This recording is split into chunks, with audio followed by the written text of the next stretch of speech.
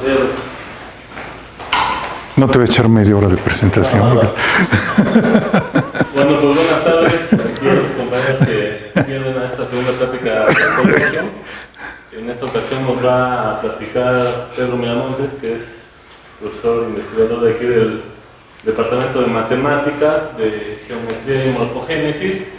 Y bueno, acuérdense que la intención de estas pláticas es como orientar a los estudiantes a la hora de tomar la decisión de escoger sus materias optativas, y entonces al final luego les encargamos a los profes que pues, les digan que si les gustó su tema, pues qué materias recomiendan ir llevando, todo para hacer eso de escoger las materias de una manera más informada. Y bueno, muchas gracias a Pedro y comenzamos. Sí, le voy a hacer propaganda a mis cursos. Entonces, ¿usted en qué semestre está? Bueno, todavía no entro, pero voy a entrar en agosto a matemáticas. A matemáticas. ¿Usted? Yo vengo a plática. ¿Y usted? Ay, sí, en sexto. ¿Y usted? No, gracias, Ya, bueno, todos hay de chile, de dulce y de manteca. De todas maneras, creo que el material es atractivo. Y como son pláticas de orientación vocacional, pues creo que solamente viene una ecuación. La ecuación viene en la última transparencia. O sea que puedo decidir terminar la conferencia una antes de esa y echarme toda una plática de orientación para matemáticas sin una sola ecuación. Entonces, esto de geometría y morfogénesis. Geometría, todo el mundo sabe lo que es la geometría, y morfogénesis, yo recuerdo que yo llevé un buen curso en la prepa de etimologías grecolatinas del español, una profesora muy buena, y sí, nos ponía como prueba varios nombres, varias palabras que derivaban del griego y teníamos que decir qué significaban. Esto está muy fácil porque todos ustedes saben que morfos es forma y que génesis es el origen. Entonces vamos a hablar del origen de las formas. ¿De qué formas? De las formas vivas, de los seres vivos en biología y algunos aspectos geométricos muy elementales que vamos a tratar. La plática es casi meramente descriptiva y voy a empezar con una galería de fotos bonitas porque ustedes mismos pregúntense, ¿cuándo ha sido la última vez que se han detenido a observar? No a mirar, no a ver, a observar con todo cuidado una planta o un animal, con detenimiento para ver cómo está estructurados sus patrones geométricos, cómo están estructurados sus órganos externos, etcétera, etcétera. La verdad es que el tren de vida que llevamos en esta vida citadina y con tantos atractivos de los medios digitales de comunicación, la televisión, el Netflix, el fútbol, qué sé yo, ya no tenemos tiempo para andar mirando el mundo que nos rodea. El mundo que nos rodea sí, ¿no? Pero lo que queda del mundo natural, del mundo biológico. Entonces, quiero enseñarles algunos ejemplos de vegetales. Sobre todo de vegetales voy a hablar. La plática pudo haber sido de animales y lo único que hubieran cambiado es la terminología matemática posterior. Porque no vemos las cosas con atención, pero el mundo de los vegetales, desde el punto de vista morfológico, desde el punto de vista de la forma, es fascinante. Es fascinante. ¿Alguien me adivina qué es esto? Ay, se fue para el otro lado. ¿Esto de aquí?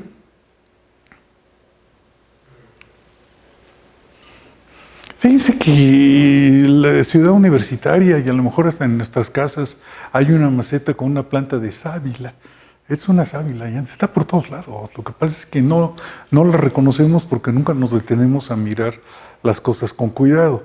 Entonces vean esa planta de sábila y pregúntense que las hojas que están enroscadas en un centro, de tal manera que es como si salieran en forma en espiral, pues esa no es una disposición caprichosa, no es una disposición al azar ni desordenada. Tiene una armonía geométrica muy linda tiene un patrón que nos debe de hacer inferir, más bien, que nos debe de estimular la idea de que detrás de todo eso tiene que haber reglas, leyes, y las hay, desde luego que las hay. No hay ser vivo que se escape de las leyes de la naturaleza.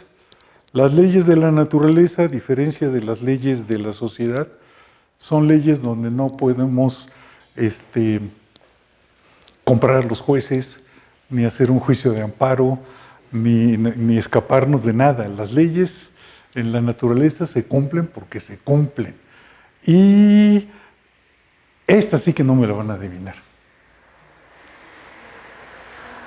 ¿No? No, caliente, caliente, pero no, remolacha no es. Remolacha no es. ¿Perdón? Es como estas lechugas cortadas. Más caliente, pero todavía no. Es una col. Es una col exactamente rebanada a la mitad.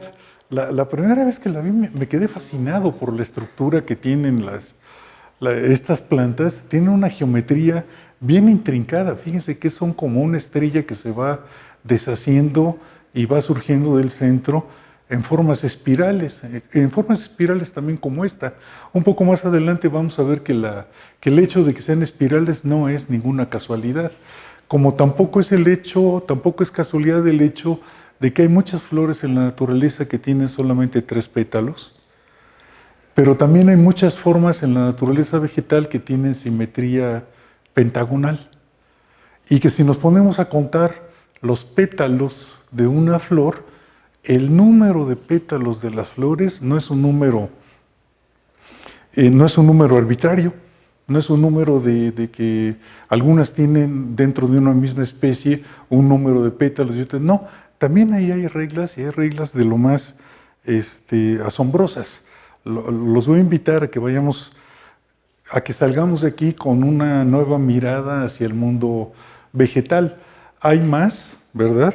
Aquí reconocen ustedes la piña, ¿verdad? Más adelante voy a hablar con más detenimiento de la piña. Esta es otra hoja, si contamos el número de pétalos, no les voy a decir ahorita el resultado, pero lo vamos a inferir también más adelante. ¿Qué profesión es esta? Porque de plantas no sabemos, pero de tequila sí sabemos. Entonces, ¿cómo se llama el señor cuya profesión es quitarle las pencas al núcleo del maguey?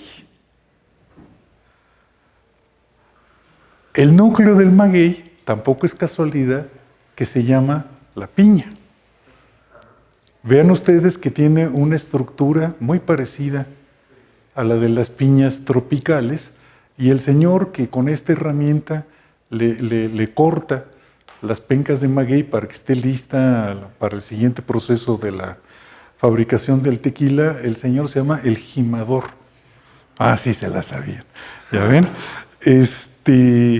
Pero vayan viendo el tipo de formas que van apareciendo aquí en esta presentación, porque hace rato en la anterior les dije que había flores que tienen 3 pétalos.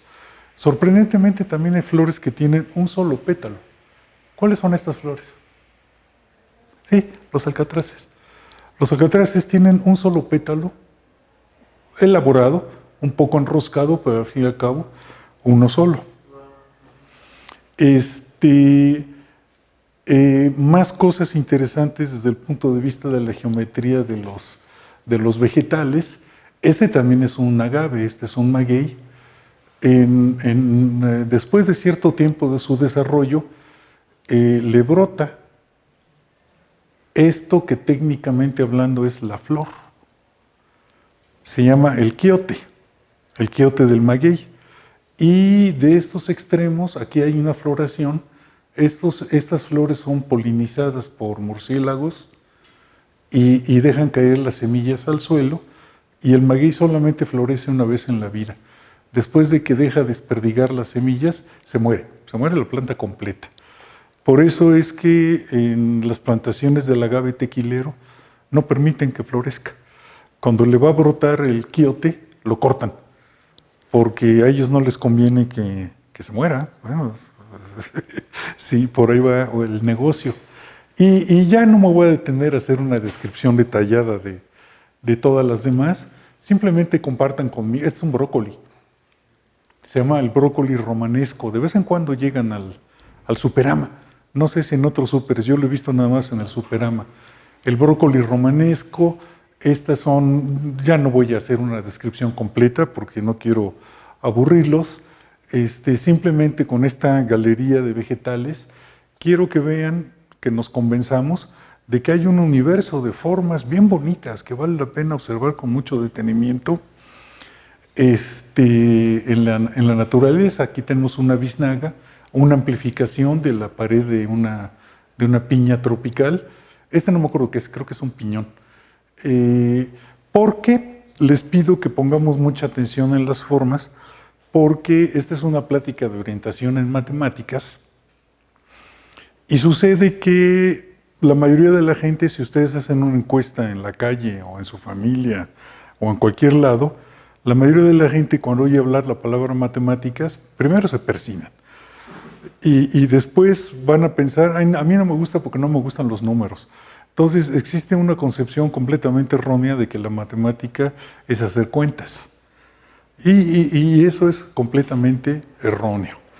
Una muy pequeña parte de la matemática se encarga de los números, y es la aritmética. En la matemática es la ciencia que se encarga de estudiar las relaciones entre objetos. Las relaciones entre objetos se llaman procesos. Los procesos de la naturaleza, y es la ciencia que se encarga de estudiar y de intentar explicar la ocurrencia de patrones y formas en la naturaleza. Eso no tiene que ver con números. Eventualmente sí va a hacer falta, como vamos a ver dentro de algún momento, utilizar los números, pero los números no son el objeto de estudio de la matemática, son una de las muchas herramientas con las cuales cuenta la matemática para su propósito de estudiar los procesos de la naturaleza y los patrones y regularidades de la naturaleza. Bueno, además son bonitas las fotos, ¿no? Bueno, ahora sí vamos a empezar echándole números. Hace ratito les dije que el número de los pétalos de una flor no es cualquiera. Aquí hay una de 1, se me fue. Aquí hay una flor con un pétalo, hace rato había una de 3, esta tiene 13, esta tiene 21, hay muchas que tienen 8, hay muchas que tienen 34, hay muchísimas que tienen 55, y así podemos ir contando, pero nunca van a encontrar una que tenga 60 pétalos. Hay una regla casi infalible en la naturaleza que nos dice que el número de pétalos que vamos a encontrar es 1, o 2, o 3, o 5, o 8, 13, 21, 34, y como todos nosotros somos muy abusados, ya adivinamos cuál es la regla detrás de esta sucesión numérica. ¿Cuál sigue? ¿Por qué el 55? Porque cada uno de estos números es la suma de los dos anteriores. El 13 es la suma de 8 y 5, el 34 es la suma de 21 y 13, por lo tanto aquí tendré que seguir el 55, que es la suma de 34 y de 21. Entonces, hubo un poeta inglés que se quejaba de que la racionalidad y la frialdad de la matemática le quitaban chiste a la naturaleza. En este caso, esto sí le quita un poquito chiste, porque ya no tiene sentido agarrar una flor, arrancar los pétalos y decir me quiere mucho, poquito o nada, porque como el número de pétalos ya sabemos cuál es, ¿verdad? Entonces ya sabemos desde antes lo que va a salir en esa cuenta. Bueno, no es una casualidad que solamente haya flores que tienen este número de pétalos, pero en este momento estamos haciendo una narrativa exclusivamente. No estamos explicando por qué razón se tiene ese número de pétalos, sino únicamente estamos constatando que se tiene ese número de pétalos. Este número de pétalos, que ya en lenguaje matemático se dice que el enésimo miembro de esta sucesión es la suma del anterior más el anterior del anterior. Y aquí dice que el primero de ellos es el 1 y el segundo es 1 también. Tengo que empezar con estos dos y entonces echo a andar la maquinita. 1 más 1, 2, 1 más 2, 3, 2 más 3, 5 y de ahí se va para el real. Bueno, pues lo constatamos, nos asombramos y decimos qué chido es el mundo, pero nos vamos a otra cosa. Pues resulta que esta sucesión de números fue descubierta hace ya muchísimos siglos, muchísimos siglos, por el tipo que está aquí en la foto de la izquierda, que no existe una pintura, un cuadro de su rostro, lo único que sobrevive es esa estatua.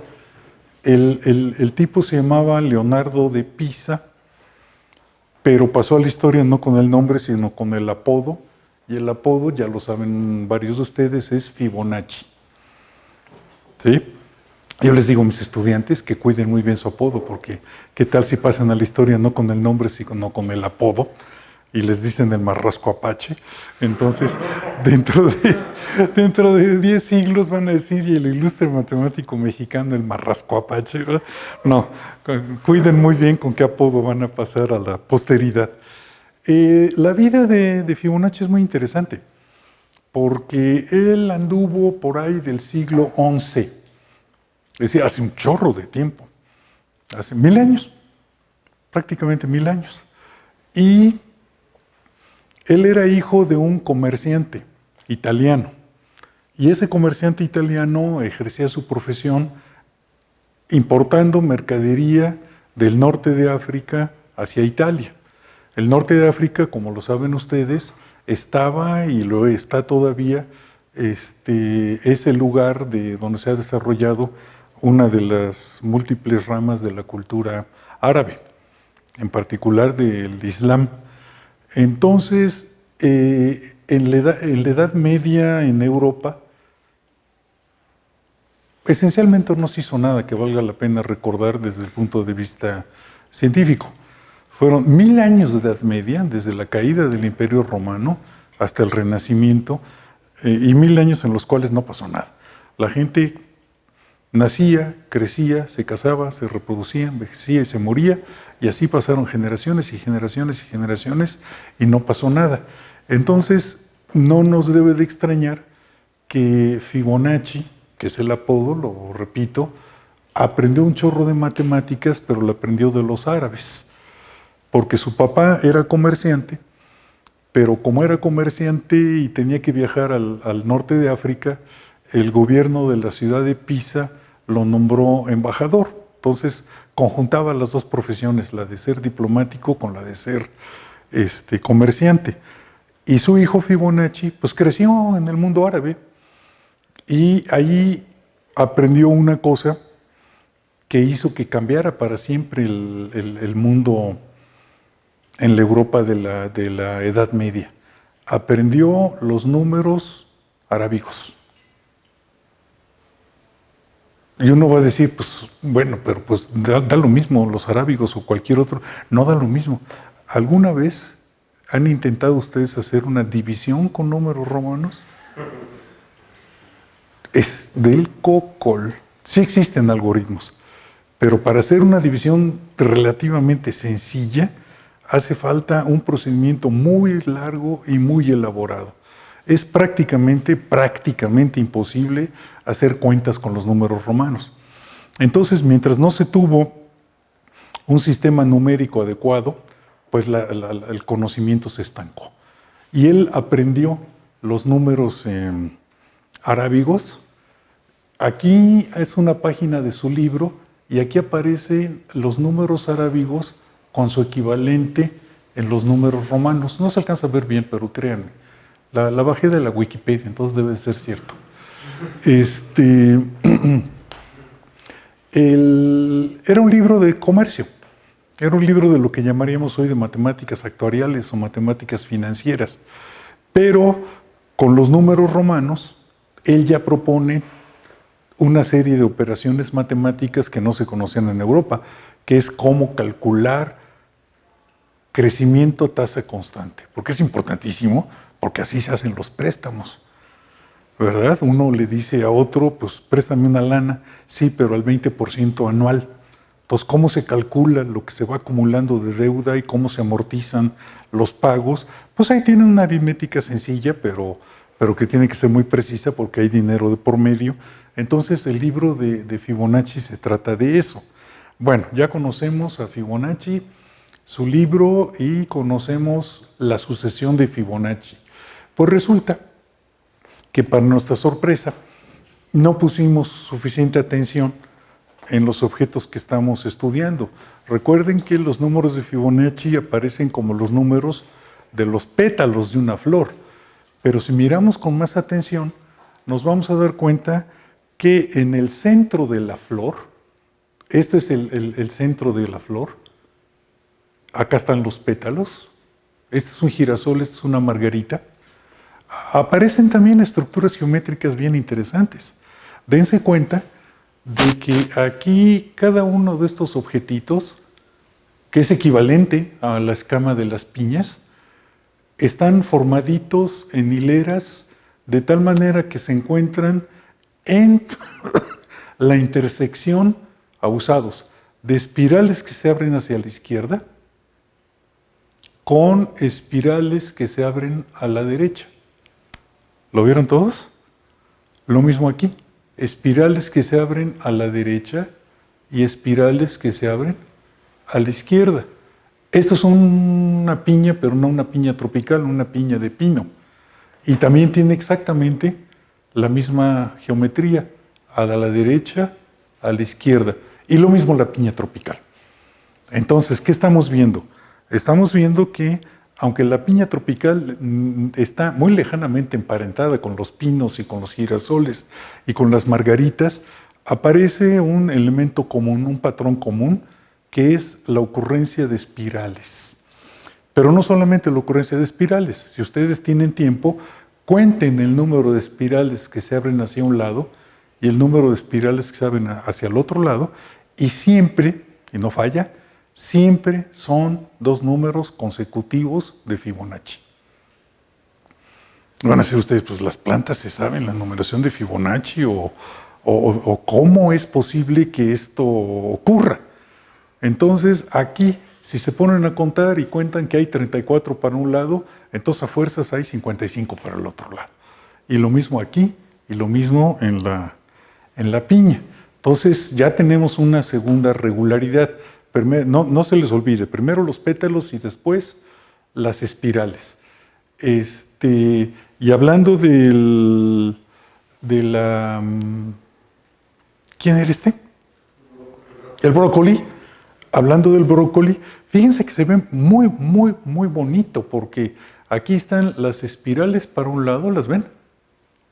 Y aquí están las espirales para el otro lado. Y siempre son dos números consecutivos de Fibonacci.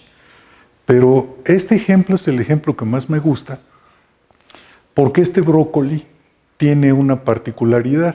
El brócoli está hecho de brocolitos, que están hechos de brocolitos, que están hechos de brocolitos, que están hechos de brocolitos, que están hechos de brocolitos. Y eso en matemáticas se llama autosemejanza. Y la autosemejanza es una característica de la geometría fractal. Y entonces la piña dice, ay sí, pues yo también soy una piña que está hecha de piñas, que está hecha de piñas, que está hecha de piñas, que está hecha de piñas. Esas son características de la geometría fractal. No voy a hablar mucho de fractales ahora, pero sí quiero que al menos se vayan con la información de que la geometría de las plantas esconde un hilito que uno puede jalar y descubrir aspectos de fractalidad en todo el mundo de la geometría vegetal.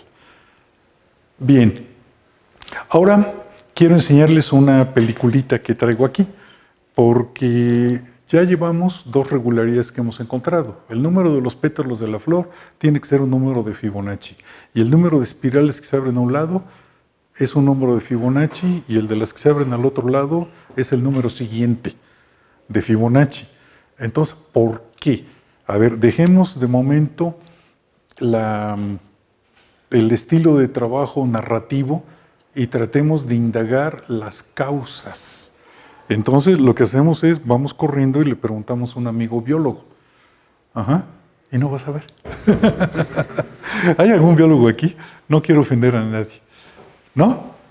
No, bueno, no hay ningún biólogo aquí, entonces no puedo ofender a nadie. No vas a ver, pero como todos los científicos del mundo que son incapaces de decir no sé, les van a responder por la selección natural y se van a ir muy contentos ya de que ya les explicaron ustedes. Y si ustedes no entendieron fue por tontos, ¿verdad? No es ninguna explicación. Entonces, los primeros que intentaron dar una explicación racional, científica y basada en las leyes de la naturaleza de por qué ocurre esta espiralidad para un lado y para otro, son dos franceses, el Doady y el Couder. Denme unos minutos para enseñarles una peliculita. Aquí está.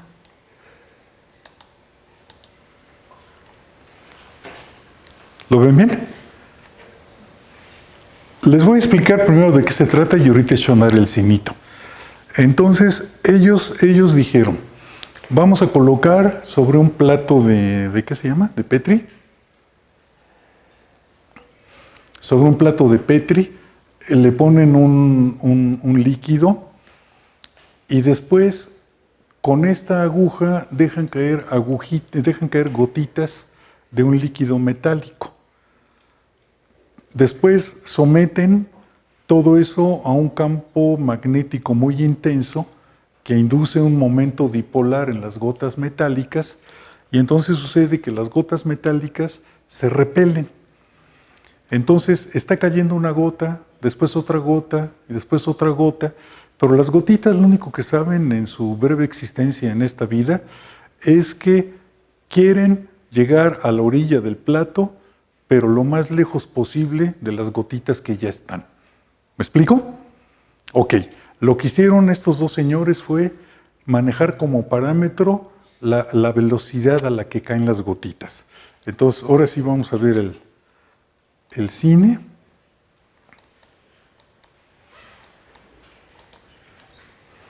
Allá van cayendo una gotita tras otra gotita, y entonces se ve que la ruta que eligen las gotitas, en un principio, es una muy intuitiva. Si se quieren ir corriendo de un tipo que los está molestando, de un tipo repelente, se van diametralmente opuestos. ¿De acuerdo? Es la manera de alejarse lo más posible. Pero cuando van aumentando la tasa a la cual van cayendo las gotitas, esa ya no resulta ser la mejor estrategia. Déjenme adelantarle un poquito para que vean que ya están cayendo con mucha frecuencia las gotitas y ya no se van sobre una línea recta. Ya la ruta que eligen para llegar a la orilla del plato es otra. ¿Y qué ocurre? Que la espiralidad empieza a emerger de manera espontánea. Aquí no hay mano negra, aquí no hay explicación de Dios Padre ni de selección natural, es pura física, puras leyes de la naturaleza. Incrementan ustedes la velocidad a la cual caen las gotitas y las espirales ocurren de manera autoorganizada. Ese es el término que utilizamos nosotros en ciencia. Cuando un fenómeno da lugar a una regularidad o a un patrón discernible sin intervención externa, decimos nosotros que es un fenómeno autoorganizado. ¿Lo vieron? Entonces, ¿qué es el equivalente de las gotitas y del campo magnético en las plantas? Lo vamos a discutir un momento después. Primero, déjenme seguir con la presentación.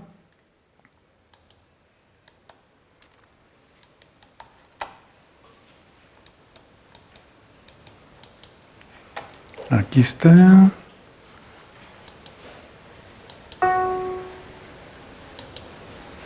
Y continuamos.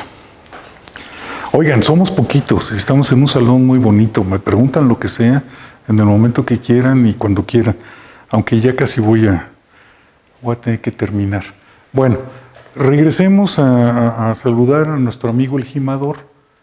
Aquí está ya una foto más bonita del quiote del maguey. Y entonces, ya no les voy a pedir que se fijen en el número de pétalos, ni en las espirales que se forman en los centros de las flores. Les voy a pedir que se fijen en la disposición de los brotes alrededor del tallo. Entonces, aquí está el tallo, de repente, pum, un brote, pum, otro brote, otro brote, otro brote, otro brote, etcétera, etcétera. Se amarran con un hilo los brotes en el orden que van ocurriendo, le van dando la vuelta y aquí se encuentran el primer brote, el segundo, el tercero, el cuarto, el quinto, el sexto. Van para arriba, pero van dando vueltas. ¿De acuerdo? Entonces, resulta que tampoco pueden darse todas las disposiciones de los brotes que uno pudiera imaginar. Aquí también hay reglas. Y la regla dice que hay muy poquitos tipos de plantas. Existen estas, como por ejemplo, ¿cuál?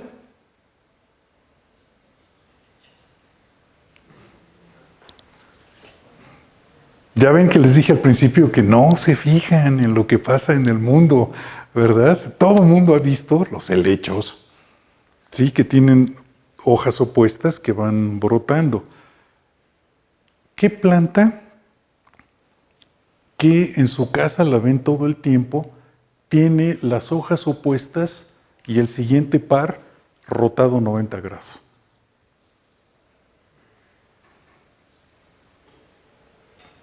¿De qué quieren que les haga a su mamá el tecito cuando les duele la panza? De hierbabuena. ¿Sí? De hierbabuena. La próxima vez que vean una planta de hierbabuena, fíjense con mucho cuidado y van a ver que tiene las plantas de esta forma. Las hay que tienen otras geometrías, pero son tan poquitas que se pueden clasificar. Y de hecho, una manera que inventaron para clasificarlas es inventando lo que se llama el índice foliar. Así se llama el índice foliar. ¿Cómo se calcula el índice foliar? Acuérdense que tuvimos que ir subiendo, pero dando vueltas con el hilo que íbamos amarrando y ese hilo iba tocando cada uno de los brotes. Bueno, ese índice foliar se define como el número de brotes que encontramos en el camino dividido entre el número de vueltas que hubo que dar. ¿Estamos? Y nos vamos al jardín y nos vamos a calcular, nos vamos a encontrar índices foliares. Hay muchas plantas que tienen el 2/1, como la hierbabuena. Hay muchas plantas que tienen el 3/1. Las hay que tienen el 5/2.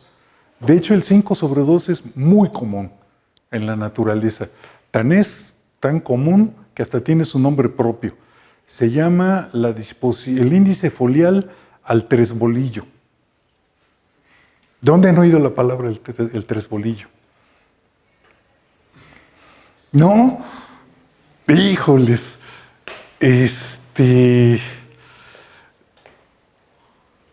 Cuando quieren ustedes tejer un suéter, pues la consistencia, el patrón del suéter depende mucho de ciertas técnicas que todo el mundo sabe, ¿verdad? Y en particular hay una puntada que consiste en tejer un derecho, un revés, un derecho, un revés. Ese se llama el punto de arroz o el tresbolillo.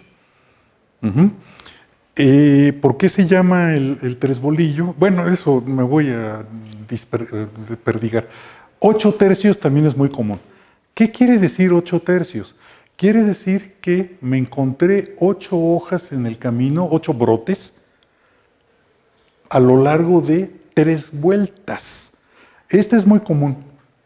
El manzano, el ciruelo, el durazno, gran cantidad de frutales tienen este número. Este número también es muy común.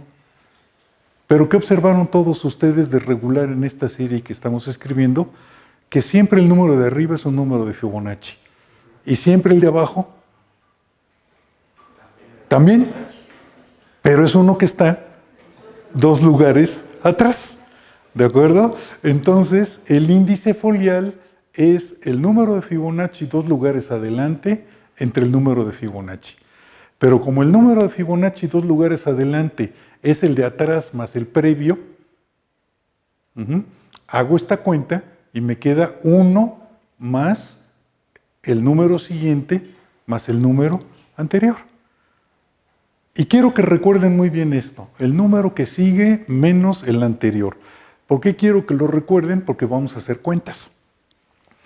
Pero antes de hacer esas cuentas, déjenme, a ver, aquí vamos a abrir un paréntesis, ¿sí? Pero quiero que no nos perdamos.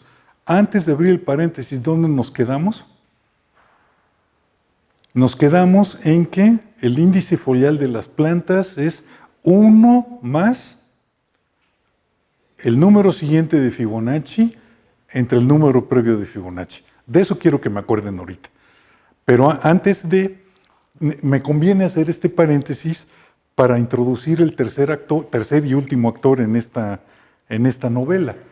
Y es un problema viejo, porque este problema se le ocurrió a los geómetras griegos como 6 siglos antes de nuestra era. Hace ya un chorronal de tiempo. Y los griegos, que eran excelentes geómetras, se propusieron el siguiente problema. A ver, vamos entendiéndolo todos juntos. Dado un segmento, aquí pinté un segmento. Se trata de dividirlo en 2 pedazos, pero se trata de dividirlo en 2 pedazos con una regla muy específica. Esa regla, apréndansela de memoria y van a pantallar a sus cuates. La regla dice lo siguiente: partamos el segmento de tal manera, abusados, que la razón del lado chico al lado grande sea la del lado grande al total. ¿Dónde tengo yo que hacer este corte? Más para acá, más para allá, más para el centro, de tal manera que la razón del lado chico al lado grande sea la misma que la del lado grande al total. Ayúdenme a hacer tantita algebrita, ¿verdad?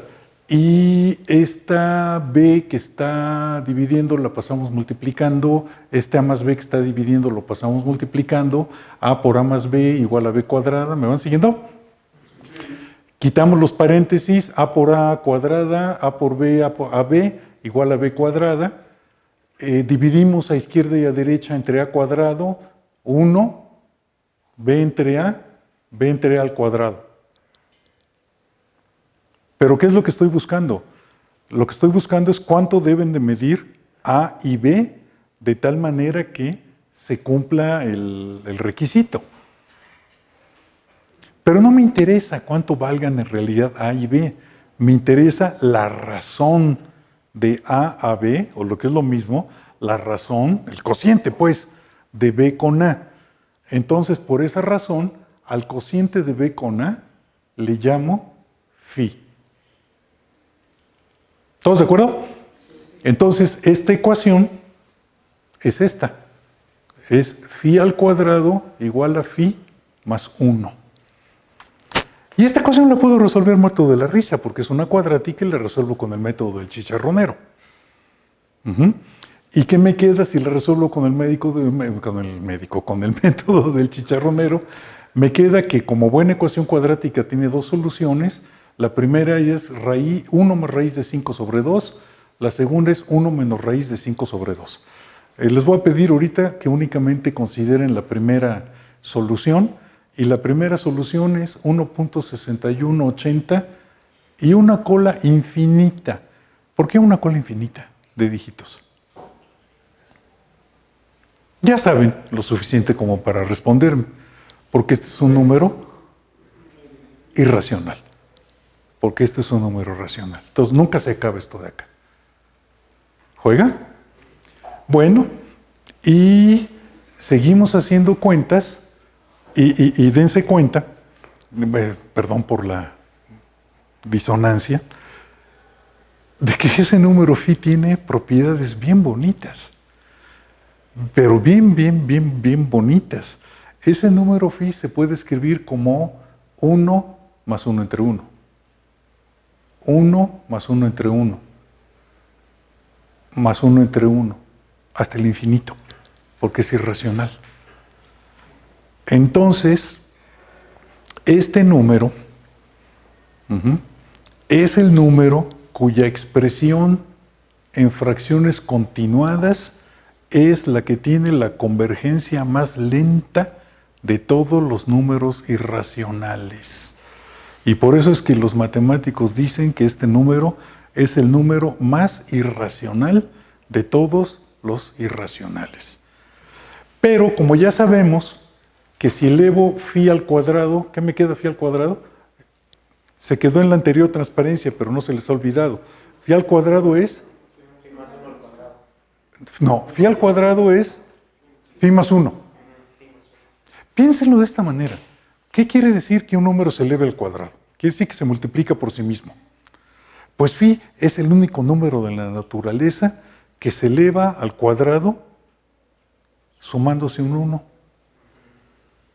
Dice, sí, a ver, elévate tú al cuadrado. Le dice a otro número, y pues el otro número, ¿qué hace? Se multiplica por sí mismo. Y entonces le dice, espérate, le dice phi. Dice, a mí me da lo mismo multiplicarme por mí mismo que sumarme un 1. Si me suman un 1, ya estoy yo mismo al cuadrado. Esa es una propiedad bien chida. ¿Por qué? Porque si phi es todo esto, entonces phi al cuadrado es phi más 1. Entonces, si phi al cuadrado es phi más 1, no quiero usar el pizarrón, síganme mentalmente. Si phi al cuadrado es phi más 1, phi es la raíz cuadrada de 1 más phi. Pero como phi es la raíz cuadrada de 1 más phi, y phi es la raíz cuadrada de 1 más phi, y phi es la... ¿Me queda? Un infinito de raíces cuadradas anidadas. Es padrísimo este condenado número. Es padrísimo. Y esto, el hecho de que phi sea raíz de 1 más phi, que a su vez es raíz de 1 más phi, que a su vez es raíz de 1 más phi, es la expresión matemática de la autosemejanza fractal de la cual les hablé hace rato. Entonces quiere decir que la fractalidad, entendida como aquellos objetos que tienen autosemejanza, es decir, aquellos objetos cuya cada parte es semejante al total, se expresa matemáticamente de esta forma. Pero vamos haciendo cuentas. ¿Por qué? Porque nos salió que el índice foliar de las plantas es 1 más phi entre n... No, ¿cómo quedó?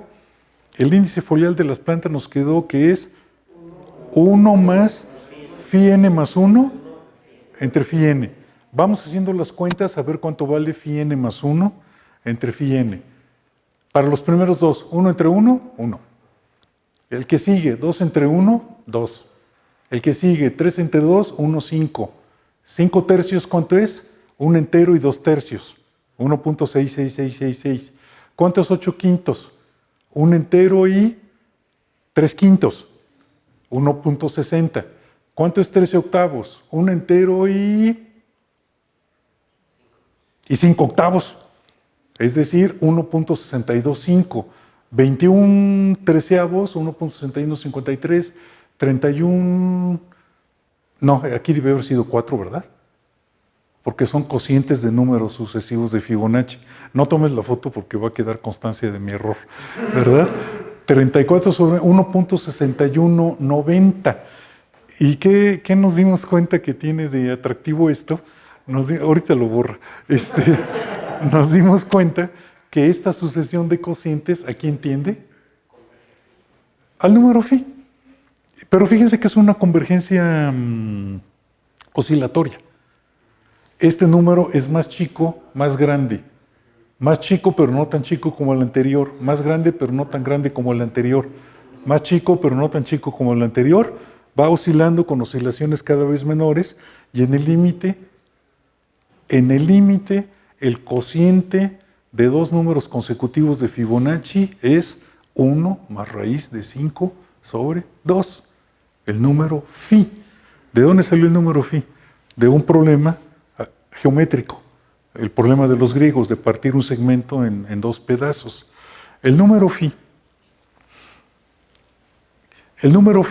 se perdió en la historia porque los griegos desaparecieron no como pueblo, desaparecieron como civilización. Y cuando desaparece el Imperio Romano, se viene la Edad Media, y si no hubiera sido por los árabes, porque los árabes son los que tradujeron toda la obra matemática de los antiguos griegos, y gracias a los árabes hubo un renacimiento en Europa. Entonces, cuando los europeos descubrieron a través de los escritos árabes este problema, les apantalló tanto las propiedades de este número que les llamaron el número de oro. Entonces, phi es el número de oro. ¿Por qué? Pues porque el oro es lo más valioso que hay. ¿Estamos? Entonces, 1 sobre raíz de 5 sobre 2, 1.6180, puntitos, puntitos, puntitos, o bien el límite del número siguiente de Fibonacci entre el número anterior de Fibonacci. ¿Me van siguiendo? Tengo todavía, ya va a empezar la siguiente plática, Efraín, ¿qué hago? 5 minutitos, ¿sí? 5 minutitos. Porque...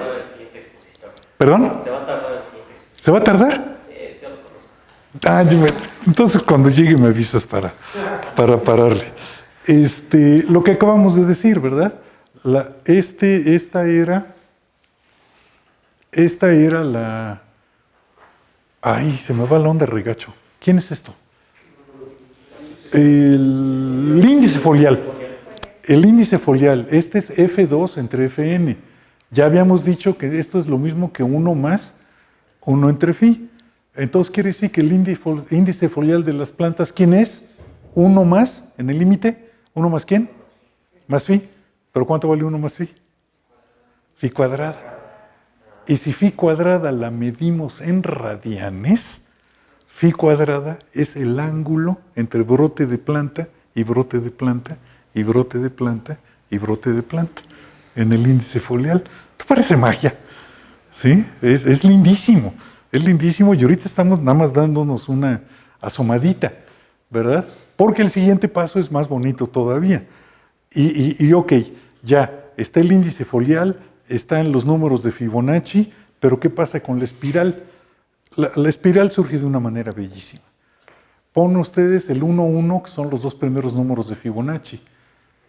1 más 1, este cuadrado tiene 2 por 2, mide 2 por 2. Pero si este mide 2 por 2 y este 1 por 1, de aquí para acá, ¿cuánto hay? 3. Este mide 3 por 3. ¿Y cuánto mide de aquí para acá? Pues 3 más 2, este mide 5 por 5. El que viene aquí, 8 por 8. El que vendría acá arriba, 13 por 13. El que vendría por acá, 21 por 21, 34 por 34. Unan mediante un trazo continuo los vértices de los cuadraditos que van saliendo y les va a salir la espiral.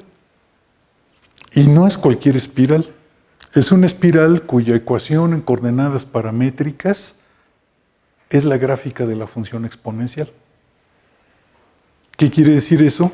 Que si en coordenadas paramétricas, dije una barbaridad, en coordenadas polares, es la gráfica de la función exponencial. ¿Qué quiere decir eso? Que si van dando vuelta a velocidad constante, el radio con el cual se alejan del centro crece exponencialmente. Es la función exponencial. Los antiguos lo estudiaron al revés. No lo estudiaron como el ángulo igual al exponencial del radio.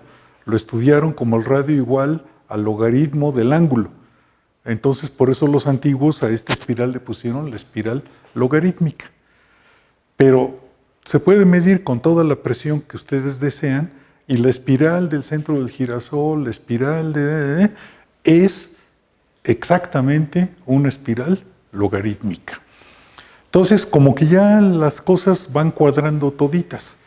Por un lado tenemos la sucesión de Fibonacci, por otro lado tenemos la geometría espiral, que ya se vio que están muy relacionadas entre sí, y voy a terminar la charla del día de hoy informándoles nada más que esta es la concha de este animal, que se llama el nautilo.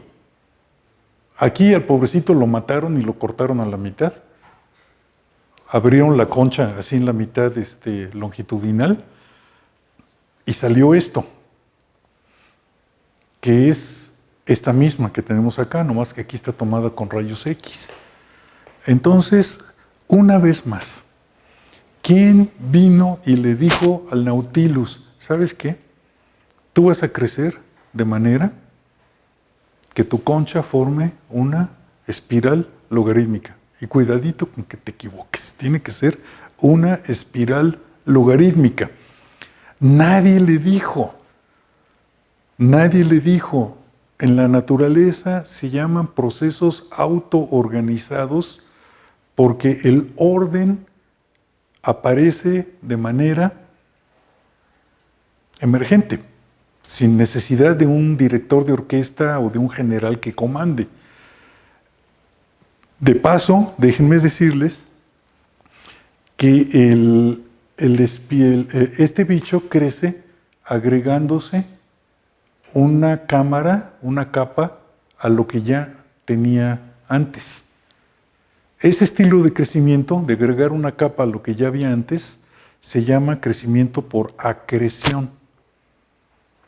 Y yo digo, me voy a aventar una conjetura bien aventurada, que todos los organismos que crecen por acreción necesariamente son espirales, como los caracoles y como los cuernos de los chivos y de los carneros y de chorros de animales. Por una razón muy sencilla, que ya sabían los griegos. Fíjense ustedes, tenemos la muy mala costumbre de pensar que vivimos en el mejor de los tiempos. Vivimos en el mejor de los tiempos en muchos sentidos, pero los que vivieron en el Peloponeso, en la antigua Grecia, 6 siglos antes de Cristo, tenían exactamente la misma capacidad intelectual que tenemos nosotros. Lo que tenían era un menor acervo de conocimiento, porque conocimiento es acumulativo. Pero si se traen a algún griego nacido en la máquina del tiempo para esta época, termina la carrera y la termina bien, y después hace su posgrado y después se va a trabajar de geómetra a Grecia. Se sabían muy bien una cosa. Fíjense, ya voy a terminar. Esta es la penúltima. Hay una definición padrísima. Yo les voy a dar la definición y ustedes por favor me dan un ejemplo. Y con eso vamos a terminar. Casi que vamos a terminar. ¿Ya llegó el que sí? Parece que no. La definición es la siguiente. Para empezar, ¿qué vamos a definir? Vamos a definir lo que se llama un gnomón.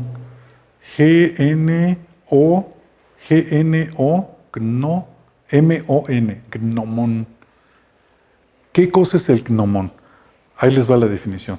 El gnomón de algo es lo que hay que agregarle a ello mismo para que siga siendo lo mismo. Otra vez, el gnomón de algo es lo que hay que agregarle una cosa para que siga siendo la misma. Ya quedamos. Yo les daba la definición y ustedes me daban un ejemplo. No me hagas quedar mal. Él fue mi alumno, entonces, a ver. No, cualquiera de ustedes, piénsenle un poquito. El gnomón de algo es lo que hay que agregarle para que siga siendo lo mismo. ¿No? Es el siguiente término de la sucesión, por ejemplo. La cosa está en que los griegos no manejaban sucesiones numéricas. Los griegos eran geómetras. Entonces no piensen en términos aritméticos, piensen en términos geométricos. Un poco el problema de la dividir segmento recta, ¿no? Tiene que ver. Por ejemplo, fíjense ustedes que los griegos eran geómetras Y para ellos, un cuadrado era la figura geométrica que tiene 4 lados iguales y cuyos ángulos internos son todos rectos. Y no les importaba si medía 1 milímetro por 1 milímetro, o 1 kilómetro por 1 kilómetro, o 1 año luz por 1 año luz. Era el mismo cuadrado. Y entonces ellos se preguntaban, ¿qué le tengo yo que agregar a un cuadrado para que siga siendo cuadrado? Pues le tengo que agregar una especie de escuadra de carpintero. Entonces, esta escuadra de carpintero se llama el gnomón del cuadrado. ¿Ya se entendió? Bueno, entonces digan ustedes quién es el gnomón del triángulo.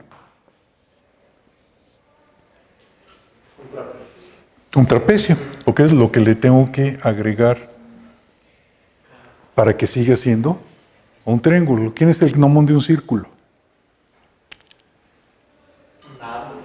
Un anillo circular. Y entonces podemos pasarnos toda la tarde diciendo, ¿quién es el gnomón de esto? ¿Quién es el gnomón del otro? Pero abusados que eran los griegos se preguntaron, ¿habrá una figura en la naturaleza que sea gnomón de sí misma? Porque ya vimos que aquí el gnomón del cuadrado no es un cuadrado, el gnomón del triángulo no es un triángulo, el gnomón del círculo no es un círculo. La pregunta es, ¿habrá en la naturaleza una figura que sea gnomón de sí misma? La respuesta es sí, y es la espiral logarítmica. Entonces, ¿qué tengo que agregarle al bicho para que siga siendo el bicho? Un pedazo de bicho mismo. ¿Por qué? Porque a las cámaras que van en espirales, lo que le tengo que agregar, las cámaras que van que son espirales logarítmicas, para que sigan siendo espirales logarítmicas, le tengo que agregar un pedazo de espiral logarítmica. Y esa es la razón por la cual todos los organismos que crecen echándose un pedacito a lo que ya tenían, como los caracoles, tienen que ser espirales logarítmicas. ¿Estamos? Bueno, aquí está el bicho vivo y simplemente les comento a nivel informativo para que vean que tenemos que tener muchas razones para estar orgullosos de estudiar en la UNAM, que un grupo de trabajo de la UNAM se planteó un sistema, que es un grupo de trabajo de aquí, es un grupo de trabajo de aquí del Departamento de Matemáticas. Vayan al Departamento de Matemáticas y pregunten por Faustino, todo el mundo lo conoce, el profesor más popular del Departamento de Matemáticas. Se plantearon un sistema de ecuaciones diferenciales parciales, donde estos términos son difusión de sustancias y estos términos son reacción de sustancias. No voy a entrar en muchos detalles, pero la acción antagónica y combinada de la difusión, que tiene un efecto homogeneizante, más la reacción, que tiene un efecto desestabilizador, producen formas, producen patrones, rompen la homogeneidad. Y lo que se obtiene resolviendo el sistema de ecuaciones diferenciales en un dominio esférico son las figuras que están del lado derecho. Las figuras del lado derecho son la solución numérica de las ecuaciones diferenciales parciales para diferentes valores de los parámetros.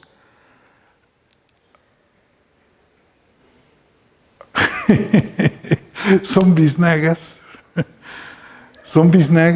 y ellos pueden obtener ya cualquier relación de la espiralidad de Fibonacci simplemente cambiando los parámetros de la ecuación diferencial.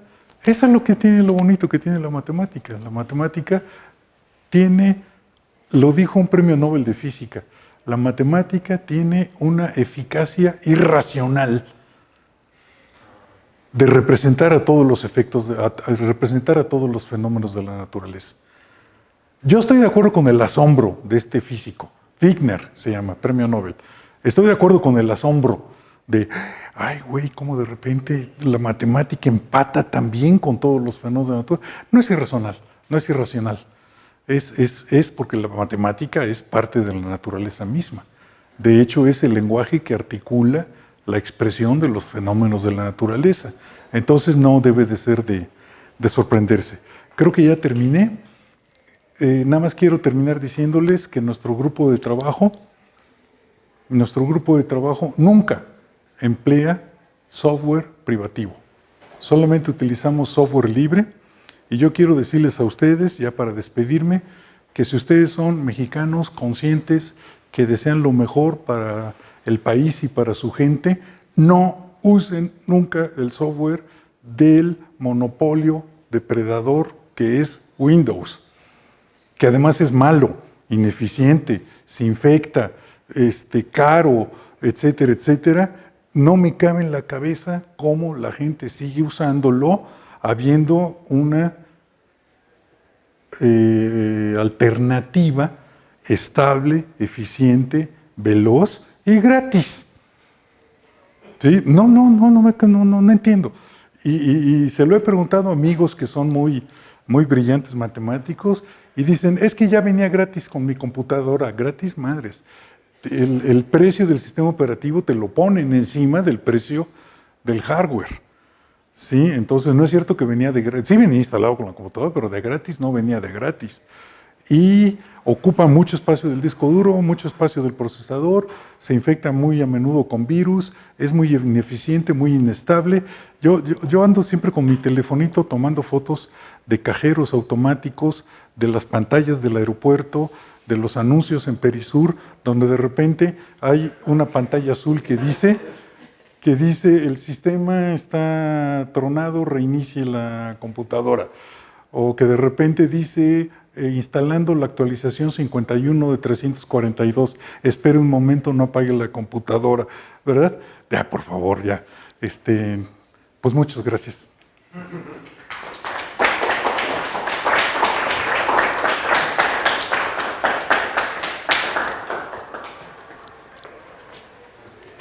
¿Tienen alguna pregunta para Pedro? Bueno, lo que se animan. Es que se me olvidó hacer el comentario.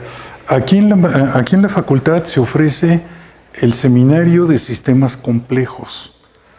En el seminario de sistemas complejos se estudia todo lo que viene siendo los fenómenos de autoorganización y de propiedades emergentes y de emergencia espontánea de orden a partir del desorden.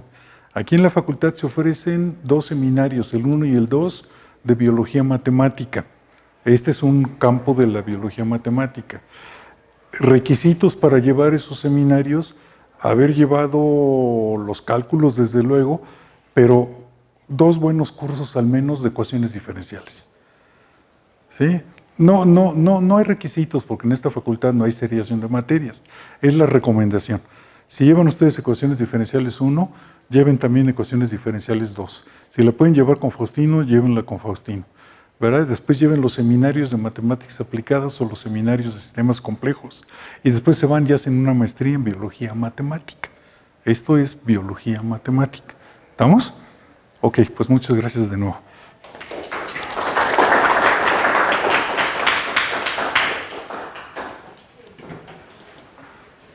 ¿Alguna pregunta? Bueno, yo la pregunta que le iba a hacer la dijo al final, que era como el comercial. Entonces, ¿alguien tiene alguna pregunta para Pedro? Cuando vemos estas cosas como soluciones de sistemas de ecuaciones diferenciales parciales, lo vemos como soluciones de procesos de reacción y fusión, por ejemplo, a mí me llama la atención que se forman espirales, pero también en las galaxias se forman espirales. Y usamos un término análogo que se usa para la mecánica celeste, que es acreción. La espiral es una figura privilegiada de la naturaleza, porque la espiral es un círculo que no se cerró. Con tantito que le fallaste, ya sea para allá o para adentro, ya te quedó una espiral. Y círculos perfectos no existen en la naturaleza. El círculo es una idea abstracta, una conceptualización que nosotros tenemos a partir de la definición. El círculo es el lugar geométrico, todos aquellos puntos que distan lo mismo de un punto llamado centro. Pero que haya un círculo que alguien haya visto real, ¿verdad? No hay. No hay porque es muy inestable. Si tú lo vas trazando y te falló tantito, ya te quedó una espiral. Entonces son como soluciones perturbadas, es decir. Sí, pero no necesariamente se generan de esa manera. La manera de generarse es mediante mecanismos como el que tú mencionas, por acreción. ¿Alguna otra pregunta?